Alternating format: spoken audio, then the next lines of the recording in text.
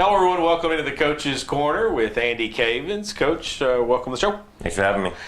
Well, 3-0 week this past week, back-to-back games, and you started out with a very important Mid-South Conference road win at Campbellsville. I know you girls played very well.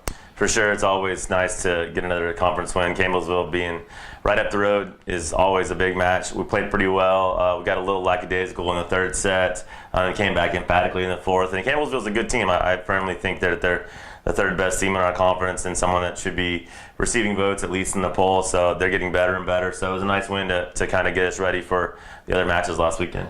And then you step outside of conference. One game here, one game over at Campbellsville, Bryan and St. Thomas, and I was there for the Bryan game. It was really a dominating performance by your ladies. Looked engaged from the very beginning of the match. Yeah, I thought all week they just did a really nice job of attacking each match with a purpose, and Bryan was a pretty dominant performance. It was nice to see everyone get into the match and be able to make a contribution, and then that continued on Saturday against our match against St. Thomas, who's receiving votes in the poll. They've been in the poll for most of the season, and we played really well, especially the first set. And I thought we just did a nice job of passing and blocking the entire three days of matches, and it was nice to end on a good note. Playing 3 days in a row, I was really impressed that they were able to stay mentally focused and get the job done. Did you set up that schedule that way because it come here in a few weeks you're going to be playing potentially back-to-back games?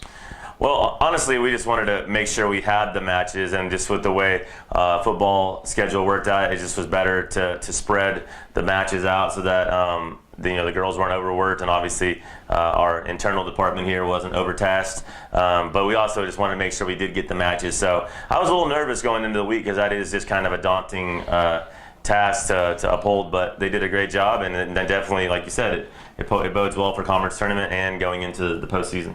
It's one thing to hit 300 for a match, or even a game for that matter, but to hit 337 over 3 matches against the type of competition that you played this week. Bryan, probably not on the national level like the other two. Campbellsville, I know you said should be receiving votes. St. Thomas is, but to hit 337, that's some good work. No doubt. We've done a nice job all year of being really low air and efficient offensively. I think we're second in the country right now in hitting percentage, right below 300, and then I know we're leading the country in kills per set by a pretty large margin relative to that stat. And I think we just have a very balanced offense. I think Eileen's leading our team in kills per set at like 2.6, which is really low for a top tier team like ours. It's because she's at 2.6, Grace is at 2.2, Ellie's at 2.25.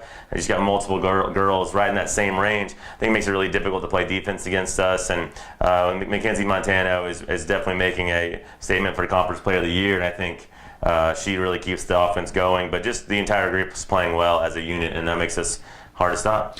Let's talk about Ellie Burke for just a moment. She averaged over 3.3 kills per set, hit 443. She's just really starting to, it was a little bit of it was freshman, what it was early in the season, but where she has really stepped up and really matured over this year. She has, and I've known Ellie for a long time. She's actually played for me in club ball for 2 years, so she was a little more well-equipped than maybe some other freshmen we've had come in here to come in and make an impact. And you're right, she's now really finding her stride, and I think Mackenzie really trusts her. And with our middles playing so well, it opens the things a lot up for Ellie, and Ellie did a nice job, not only offensively, but she's blocking well, she served well. She's really capable of doing a lot of things, which is, you don't see that a lot on the right side, people able to play 6 rotations, and she totally is. So, yeah, we're really pleased with where she's at, and I think the offense, she's going to carry more and more of the load as we go forward. You talked about the offense being one of the more proficient offenses in the nation, but the defense has really stepped up really all year long. It's been, I looked down the stat sheet from these past 3 matches, and you had 4 ladies with double-digit blocks over those 3 matches, and sometimes it's hard to get that for a season, let alone 3 games and 3 matches. Yeah, and I think this is for sure our best blocking team we've had in my 6 years. There's no doubt about it. Grace obviously is the leader. I know she's leading the conference. She's top 10 in the country in blocks per set. But again, Ellie, Mackenzie has got a lot of size for a setter. Lauren and Eileen on the left. Lauren, especially for being smaller, is a really dynamic jumper. And all 4 middles, Grace, Gentare, Carolyn, Madison, they're all 4 really strong blockers. So if someone's struggling, it's easy to make an adjustment, and you don't really take that dip down, which makes defense, when you have that block in front of you, it makes it really easy for Caitlin Tino and Alexa Just to really do a good job playing defense. And like I said, that all units are just kind of working well together, and that makes me confident that we're going to be able to, over a 5-day period at Nationals, hopefully be able to do some big things.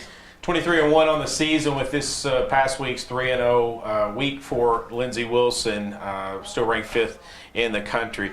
Coach, you've mentioned it a couple times. You mentioned it before we started this broadcast, and then you just mentioned it, the fact that you guys are working well together as a unit, everybody pulling their way. Is that the most gratifying thing right now going forward the rest of the season? I think it is. I think it shows that we have a team that's really bought into their roles. I think that's the big thing. Is in the past we've had some certain alpha females that kind of can take over, but right now I think we're really reliant on the entire squad to be successful, and I think that builds a lot of trust, a lot of confidence in each other, and that's huge for me. It means we're doing our job well as a staff, and I've got 2 really quality assistants in Jacob and Gosha that really help spread the workload out, so it means we're more prepared in film and all those necessary things to make sure the girls are playing at their best, and I think that's really going to show when we head to conference tournament and to nationals. Step outside of conference, or remain outside of conference tomorrow night, Tuesday night at Bigger Sports Center. A little bit of a pink theme going on. Tell us a little bit more about what's going on tomorrow night. Yeah, tomorrow night we're doing our match JV varsity 4:30 and 6:30. It's going to be our Dig Pink. We do this every year. All the funds raised from admission and donations are going to go to the Side Out Foundation, which is for breast cancer research and awareness. So the girls will be in pink jerseys, and we've done it every year. We've always had a great turnout, so we're looking forward to that. And it's just a chance for the girls to do something different, also hopefully make an impact. I know last year we were one of 7 NAIA schools to receive the Team Academic Award and meet the minimum standard for the Side Out Foundation's minimum fundraising goals. So that was a really nice distinguishment to have. So I'm really pleased with what they've done there, and it's something that we think is an important cause for us. That's tomorrow night. Tuesday night at Bigger Sports Center, 4:30 for the JV game, 6:30 for the varsity game as the Blue Raiders host Asbury at Bigger Sports Center. For Coach Andy Cavins, I'm Chris Wells. This has been the Coach's Corner.